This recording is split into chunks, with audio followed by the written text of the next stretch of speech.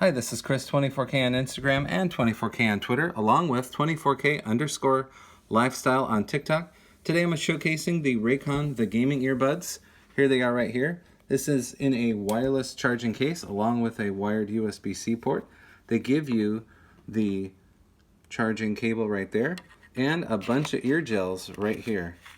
So all in this package, it's sealed up. That's very nice of them. This has 3 sound profiles, balanced, it has clear, and it also has extra bass, and a hypersync gaming mode, so lower latency for gaming. I've tried out all the modes and the hypersync gaming mode as well.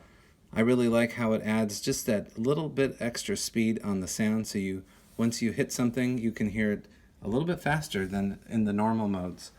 I also like the extra bass when listening to the music, or balanced mode. I like that as well.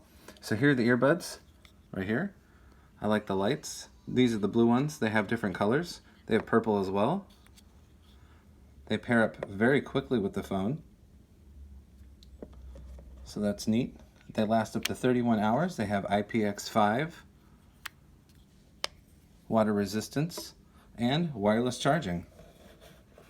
This is the blue one. They have purple and other colors as well.